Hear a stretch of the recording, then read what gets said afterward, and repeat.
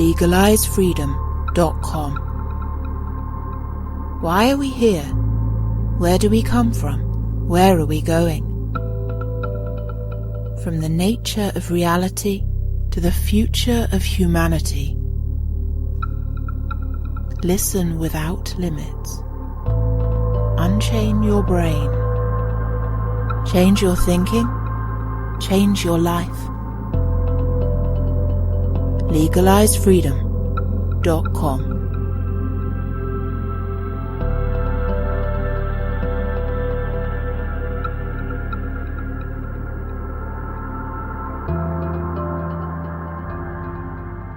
Greetings and welcome once again to legalizefreedom.com. I'm your host Greg Moffat. My guest today is James Tunney, and he joins us to discuss his book Empire of Scientism, the Dispiriting Conspiracy and Inevitable Tyranny of Scientocracy. We are in danger of ceding power to a centralised cadre of bureaucrats and billionaires who assume authority to exercise power as they wish, believing that they know better. The materialist paradigm has given rise to an ideology of scientism, an idolatry of technology, and an obsession with control and surveillance that is shared by communists and capitalists alike. Scientism is the expansion of science beyond appropriate boundaries to become an exclusive dogma. Hitherto separate and competing forces are now coalescing in a community based on the application of science to governance. Some scientists have described this movement towards a scientific world government, and yet those who protest are called delusional. The emergent empire of scientism will be hostile to religion, spirituality and human rights, and will promote transhumanism, posthumanism, and represent the demise of Homo sapiens. This is the endgame as conceived by certain mainstream scientists and their sycophants. Unless we wake up and embrace our spiritual consciousness, we are doomed to suffer totalitarian rule before our final demise. Hello and welcome, James, and thank you so much for joining us today on legalizefreedom.com. Thank you very much for the opportunity, Greg. I'm looking forward to our conversation. Today, James, we're going to be talking about science and when that spills over into scientism. We're going to talk a little bit about technocracy and about transhumanism. Some of these terms may be unfamiliar to listeners, but we'll get to those very shortly. I have said a little bit about them in my recorded introduction. Before we dive into our talk, for listeners who don't know, just tell them a little bit about your background and your work in general. I come from Dublin. I studied law, did 3 degrees in law, qualified as a barrister. Did a master's degree in London because I was interested in the frontier areas of law as they were then, communication technology, competition law, or antitrust law, and subjects that were international because it was very clear that there was a process of international regulation. And I followed that. I took a couple of years off, went to Spain. I was intended to paint and teach English. And I came back to Scotland. I worked as a lecturer, senior lecturer for about 15 years. And I also lectured in other places around the world as visiting lecturers, professor in France, Germany, China. And I would have done some consultancy work for international bodies, including the United Nations Development Program and other bodies like that. And then I decided to give it up. It was time for change in direction, to use the other half of my brain. Became a stay-at-home father, concentrated on painting, which I'd wanted to do. And as well as that, to write. So in the course of that process of spiritual evolution, became very interested in mysticism and began to write about mysticism as if you like, the light side of my work. The darker side is my concerns about a tendency towards totalitarianism associated with technology. And I suppose that's where I am now. Those two paths, looking at a positive way forward and looking at threatening things around us.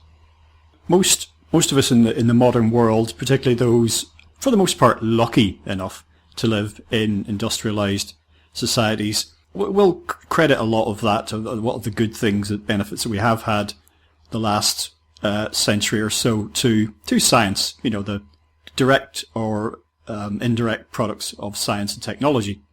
And from the Enlightenment and the scientific revolution through to the Industrial Revolution, these are several centuries of what most people regard as progress that has brought us to the world where we are now.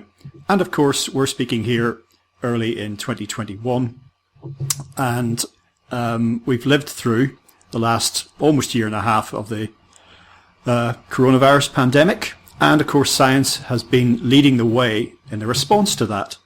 And so we find ourselves right now, because we're trying to find various ways, each of us in their own way, and governments and non-governmental organisations all trying to find ways to respond to this, and mostly it's through the lens of science. It's follow the science, this is the thing that's going to lead us through this and out the other side, and eventually overcome this threat. However, there's more to all of this than meets the eye, and science is not a single monolithic entity, black and white picture that a lot of people believe it to be. It's not an unalloyed good. And this is where the term scientism comes in, and this may or may not be new to listeners, but if people haven't heard it before, well, it does what it says on the tin, and it is more or less pejorative. I always said if you hear something being called an ism, then that should start alarm bells ringing, basically. So yes. Again, I said a word about this in my recorded introduction, but if you could just give us your take on that. So if somebody says to you, James, scientism, what is this? Because surely science is good, isn't it? So is there a problem here? Yeah, well, just one point at the start. When we talk about science and the history of science, as you said correctly, it's not a monolithic domain. And if we look at Feyerabend and people like that, they explain that there's a whole range of sciences. And as well as that, if we look back around the 1200s, 1300s, we see, for example, that there was a very strong input in both Christianity and Islam into science. So science didn't emerge out of a vacuum from the scientific principles as is claimed. So a proper history of science is necessary, needs to be more holistic. But so of course, very few people in the modern world complain about scientific method, which has been hugely successful, and the benefits and the technology that comes from there. But every benefit has a cost, and it's easy to emphasize benefits and to ignore costs. It's easy to ignore the costs associated with environmental damage, for example, or the costs associated with developing atomic bombs and the input of science into the military-industrial complex. But leave those issues about science properly so-called alone, and the issue of scientism was a term which is often associated with people like Hayek and Popper, but the idea was older, and it was a term used to describe the excesses of scientific method, where science, another term that you hear sometimes is scientific expansionism. It's an idea that science is the exclusive way of interpreting reality, and that if it's not within the domain of scientific method, it is in some way doesn't exist. So it becomes a totalizing view of knowledge and an epistemology and ontology, a way of seeing the world, of knowing what we know, which becomes exclusive. It makes claims beyond scientific method itself. Whereas scientific method is very successful in the domains of natural science, in context of predicting what's going to happen in chemical reactions, it's not so useful when it's extrapolated into social science, for example, where we're dealing with complex systems. So scientism leads to a number of failures and a number of shortcomings and a number of dangers. And one of the great dangers that comes from scientism is a need or a desire to interfere in complex systems with a very simplistic viewpoint, a very a narrow objective. And that can lead to difficulties. But the thing that I'm concerned about, coming from a legal perspective, is the way that scientism has become an ideology. And that ideology has in it the idea that science should be the method of governance, an exclusive method of governance. And that in that exclusive method of governance, it should displace all other competing ideas of governance. It should be shorn, so governance should be shorn of religion, spirituality, of rights, even of personhood, so that a scientific elite will be able to control us. And again, when people will say, well, that's a kind of conspiracy theory, or sounds like a conspiracy theory. When I seek to make these arguments, I'm generally using evidence in the public domain, evidence coming from scientists, what scientists or their advocates or surrogates have said in published works, like John Desmond Bernal, for example. And they have clearly stated what they see as the goal of having a scientific governance system.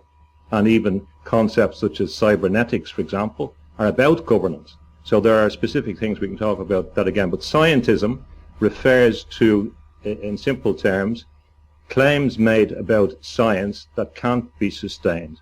And when applied in the mistaken belief that they are true, can lead to a psychology and practical effects which cause damage. And they cause damage by taking away opposing systems. So it's that exclusive fundamentalism which is the characteristic of an ideology as opposed to a kind of pragmatic approach, in my perspective, that makes scientism dangerous.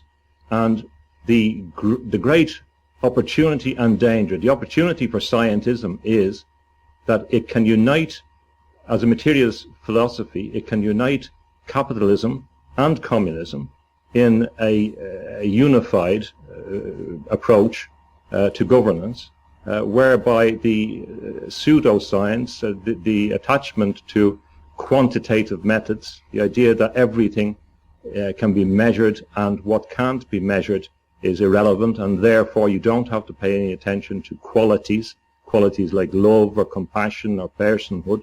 That's the dangerous thing.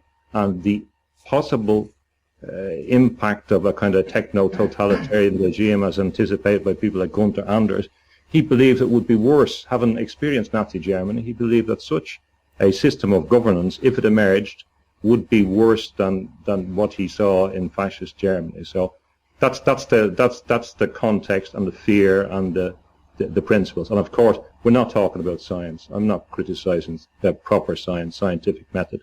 There are major criticisms to be made about science and its lack of ethics, but that's not the primary emphasis. It's part of the picture. And I would also include in that kind of pseudo-spirituality, which, you know, sometimes there's undue emphasis on things like quantum physics by people that are preaching about spirituality. And I'm unconvinced by their knowledge of I'd rather listen to a quantum physicist talk about quantum physics than some of the spiritual people. So there's two sides to it, as always. Yeah, well, science is a tool, and it's a single one. And it reminds me of the expression, you know, say like science is a hammer. If all you've got is a hammer, then everything starts to look like a nail. You know, this is the one thing you have to apply to every situation. You correctly mentioned there that which cannot be directly observed or measured and repeated experimentally, it has no validity. And I would say that the most of human experience falls into that category. It's not directly observable, can't be measured, and can't be repeated. And also the most important experiences that we have in life fall into that category as well. You mentioned love and qualities such as beauty, these ineffable things that that artists and poets, you again, artist yourself, that you struggle to capture visually or verbally or in music, you know, but we try, and our best efforts at interpreting those experiences tend to be in art. And we talked about you mentioned the word materialism, you know, and that has two main applications in our modern culture. That not just the materialism of consumerism, you know, sort of being that being working and living for what you can get, you know, what you can be, and status and possessions and all the rest of it. But also materialism as a philosophy, you know, a way of looking at the world. Matter is all that matters, you know, all the five sense reality is all that there is. And science's tendency towards reductionism, breaking things down to their component parts in order to understand them, dissecting animals to understand them, for example. Whereas many things fall into the case of the expression we have is that the sum is greater than the whole of the parts. Or sorry, the whole is greater than the sum of the parts, and many things can only really be understood in totality when you step back and look at the greater picture. And this scientific reductionism tends to see things in isolation, not in connection. Whereas cutting edge science, I know you just mentioned quantum physics, we can get on to the problems and also, potential of that later on, if you like. But everything is in connection, and nothing can truly be understood in isolation. And in the sciences, you see that with excess specialism. In my view, speaking as a non-scientist, a biologist comments on an issue in physics. There's like, oh, well, you just keep to your domain there. Whereas if people cross-fertilized more with ideas, the way that artists quite often do, that can lead to greater understanding. Yes, I agree with all that, Greg. And in your last point, I think there has been an absence of a kind of lateral approach. If we think about tartan, for example, we need, or in weaving context, the warp and the weft, we need things going both ways. We can't just have one direction. To unite the two separate things, we need a lateral movement as well. So there has, as you rightly say, because of silos, intellectual silos and specialization, there has been a failure to unite things as they would have done in an earlier type of worldview. And if we go back to the Renaissance and earlier periods, there wasn't this sharp focus. In some ways, it was associated with a degree of fragmentation with the Enlightenment, and that led to this kind of split. Specialization is a very, very useful tool, but as you indicated, it means that we don't see the whole picture and something is lost. And if we have a combination of materialism and physicalism and naturalism, and it leads to a very dogmatic view of how the world works. And there's a circular process or a spiral process which leads to a kind of dangerous vortex, in the sense that technology attracts a particular type of mind. It reflects a particular type of mind, a mind that wants to organize things and can be very successful at understanding in a symbolic, logician, mathematical approach how to organize things, like in semiconductor topography or whatever. And then with the success of those systems, they get applied to networks, and we see processes of evolution of networks, and then we see control of networks. And then those type of brains and mentalities that have been very successful in that technical domain because of their specialization begin to believe that they can, as in scientism, extrapolate from their experience in commercial context or whatever and apply it to governance overall. So they begin to become promoters of an idea of technical interference because they're able to develop computers. Now they believe they can interfere in complex systems like weather for a technical solution. And this idea of a technical intervention becoming a preferred solution by experts of a managerial class has been studied by people like Easterly. And he also identifies how the technocrat and the technical interventionists are very happy to work in complex systems even if they don't understand them. They're also very happy to work with autocrats. For example, in the context of the World Bank and other international organizations that don't have an explicit commitment to working with democratic regimes. So there is an overall mindset, and this is the mindset which is creating the infrastructure which we operate. So this is affecting us as well. We're in a reflexive relationship with this technology. So we're moving from, if you like, our connections, as you've talked about in your nice talk on the pub. It made me a bit nostalgic for the pub in Britain and Ireland, and people forget how important. I learned an awful lot by talking to people in pubs, and often people that I wouldn't have met otherwise. I would have been presumed to be a Celtic supporter in Scotland, coming from an Irish Catholic background.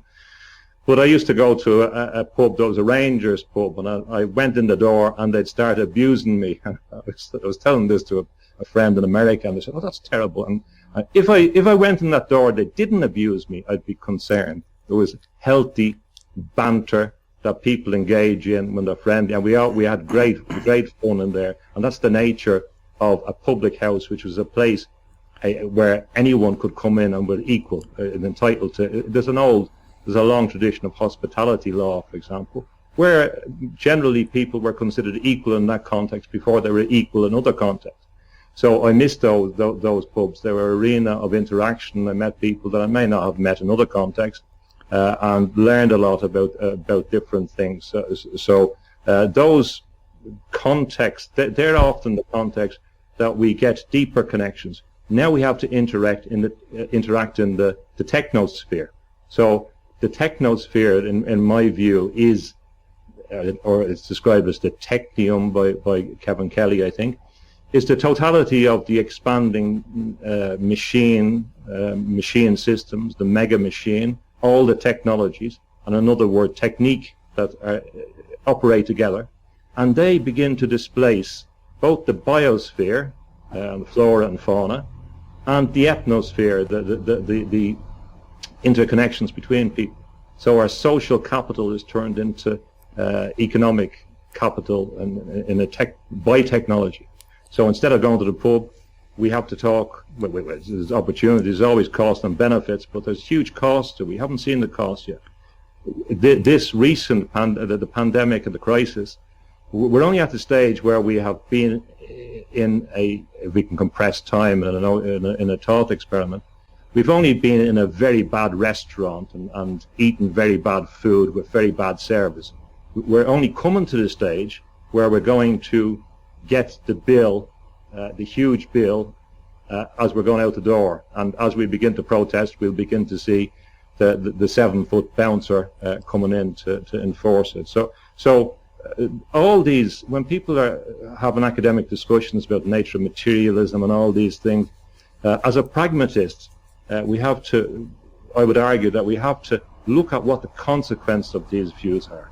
And there's a totalizing vortex of a number of issues which present us with a real danger that what we have entered into is what I call the Empire of Scientism, where we're actually entering a global technocracy, a global system of governance, facilitated by this technology and facilitated by the quasi-governance which has happened through the development of communications networks around the world, which will replace our existing ideas, which will regulate us without rights, without even claim to rights, and we will effectively be entering what has been predicted for 50, 70 years, a Scientocracy, if you like, and they result from a number of these philosophical and practical principles coming in parallel. So that's my concern, where those issues which you rightly identified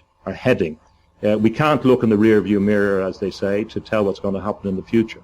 We have to look at a trend, and you might say, or one might say, well, that's speculative and you've no evidence for this. I would just point out, I did write a book, The Mystical Accord, about my concern about technology. It was a mixture of poetry and an argument about mysticism.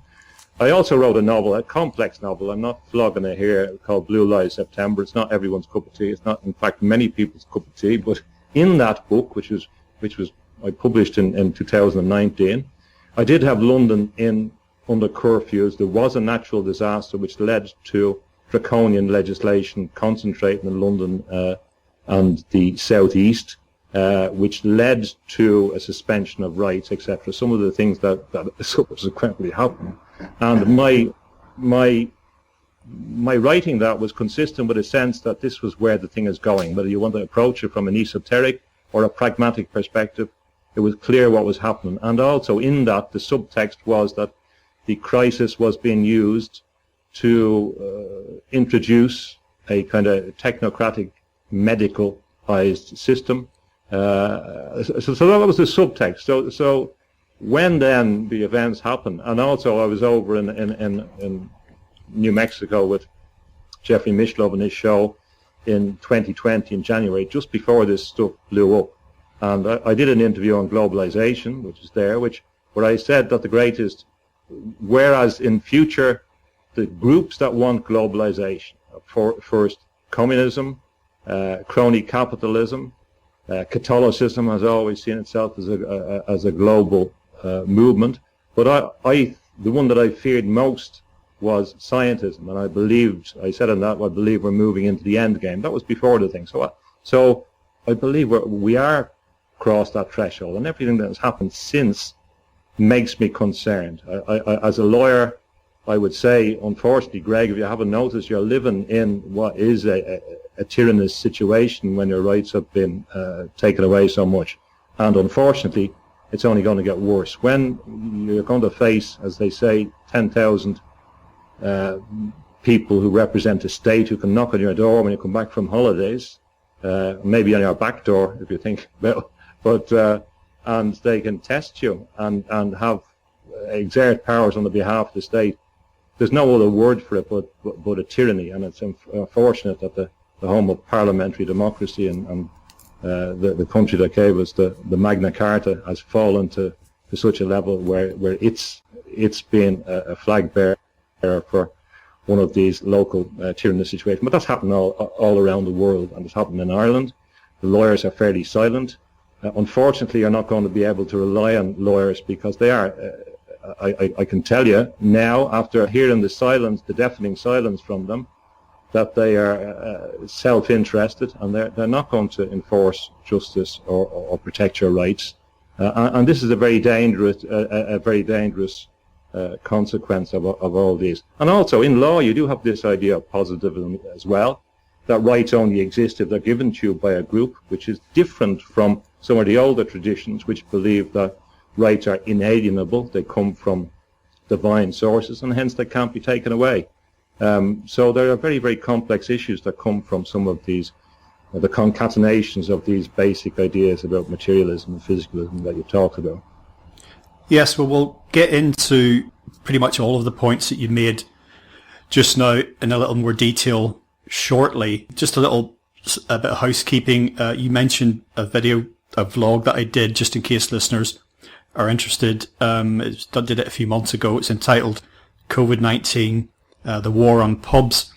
And the War on Pubs was an expression that I had in my head for many years, and I'd seen other people writing about this because the pub closures, I was speaking now about the British Isles, that's really the only experience that I have, but the traditional pub and its traditional role that I speak about in the video, it's felt like there was, I mean, I use the war as something that feels like it's felt like in the last year and a half, but more sort of like a creeping erosion is how I'd characterise maybe the last 20 years, and not just a commercial phenomenon of pubs closing for simple business reasons, people wanting to do other things with their leisure time, but it seemed like that the positive role of the pub as this meeting place, is sharing ideas of people who are not from the same background coming together, all of these positive things being eroded is just a long-term trend that I'd noticed, but it seemed to really come into focus in my mind again in the last year and a half. And I remember listening to a couple of EU bureaucrats, one of whom was Irish actually,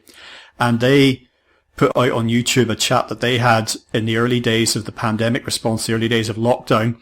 And they were very, very dismissive of the whole idea of pub life. And I remember this Irish guy saying to his German or Dutch counterpart, whatever, "Oh, is anyone ever really going to want to go back to a bar again and stand, at the bar, 6 deep, waiting to get served a pint, sweaty with loud music and girls and guys all pressed together? Who wants to do that, Sounds great. I'm missing it already. But it was the revulsion, and you could tell that he'd never done it. He might have done it maybe when he was a student or something, but you could tell this was a guy who just, that human dimension, the sort of everything to do with the body, sweat and piss and shit and, and love and hate and all that stuff that makes, all the stuff that transhumanists found so repulsive, that he shared a little bit of that as well. And this guy was positively glowing in anticipation that no one would ever want any type of human contact, especially, God forbid, with a stranger in a bar,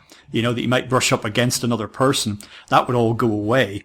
So that was my concern in that particular video.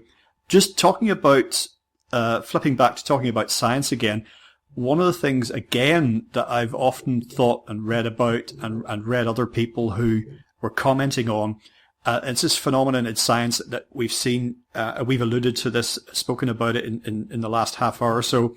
Science being this monolithic thing, and you'll hear non-scientists, members of the public, during the pandemic response, follow the science. That's the thing, that's the one thing that's going to lead us out of this. Stop listening to these commentators who don't know what the hell they're talking about. Listen to the scientists. But you look at the history of science, what you talked about. What about all the scientists, let's talk about the pandemic response. What about all the scientists, qualified, highly qualified, eminent people, experts in their fields who disagree? They are using the scientific method, rigorous scientific techniques, all their years and decades of experience and expertise, and they're saying, no, this is not right. This is not how I see it. I don't agree. We've forgotten, the public has forgotten they even exist. So these scientific heretics, let's just use the religious metaphor, they're nowhere to be seen in all this. But you know as well as I do, I'm sure you've seen them, these people who are trying to speak out and offer an alternative to anything that's going on at the minute, no matter how qualified they are, no matter what their background is, they are being shut down. But those people exist. So I say, follow the science. Follow whose science? Follow what science? What version of science? Which is it? Which science are we supposed to follow? And then there's the idea, just to add to that, the more general idea in science, the idea of paradigm shifts. The idea that the science we have now is being gradually developing, and we're all pretty much at the apex of it, and this vision of science will only continue to develop in the future. And again, you know as well as I do that sometimes the whole thing gets flipped on its head, and the science of the past gets more or less forgotten, and a new paradigm comes in. And the idea that there won't be any more scientific paradigm shifts in future is just fantasy. That will happen. There are things we take today as, that the I love fucking science crowd will swear by, that will be seen as like completely wide of the mark, completely getting it wrong in the decades and centuries to come. There's a number of points on that. Just let me make it clear for if there's any of those people that, the science lovers that don't really actually study science and, repeat it as a mantra because they've got that message when they're watching Coronation Street and in between all the other programming that they subject themselves to.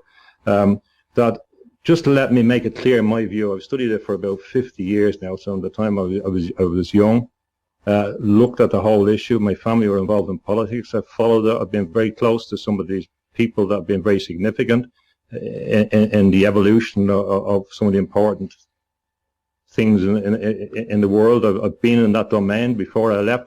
Last year, before I left the Academy, I was invited by both the Academy of European Law and the Chinese Academy of Social Science and the High Court of Beijing to talk to them. So I'm not just some guy from working class Dublin that doesn't understand what he's talking about. But let me make it clear to them that they are going to be slaves, or their children are going to be slaves, and their grandchildren before the human race is destroyed. That is what scientists have said and are saying. So they may sneer now with their unengaged brain, but you're condemning your grandchildren to slavery, imprisonment, or a human zoo, as J.D.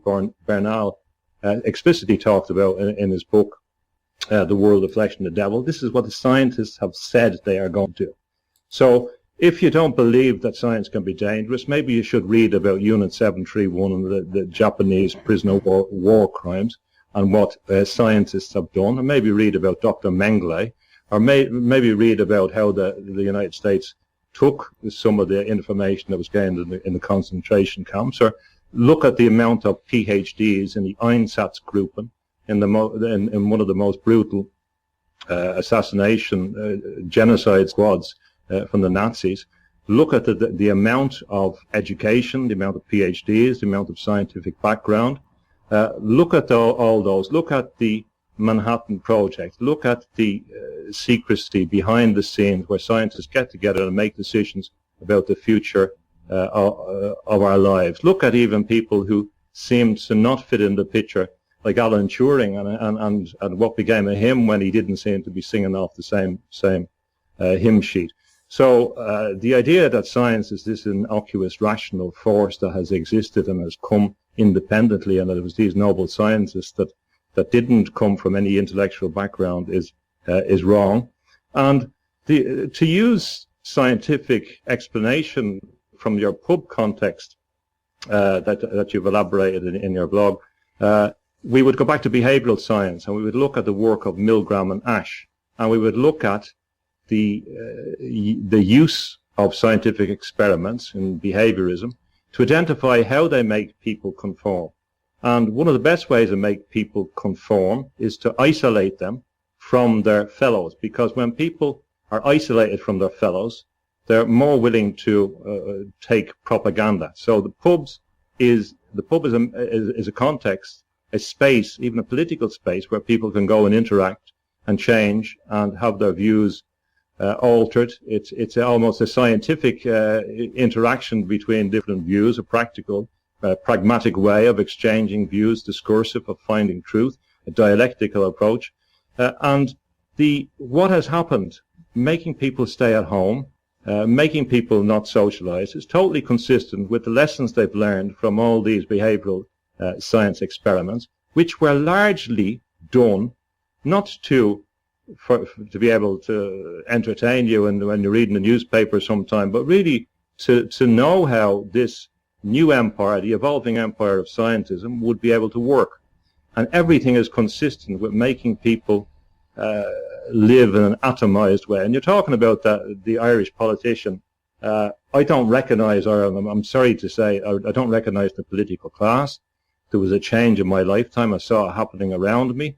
And there was a great divorce from what was a very local democratic system.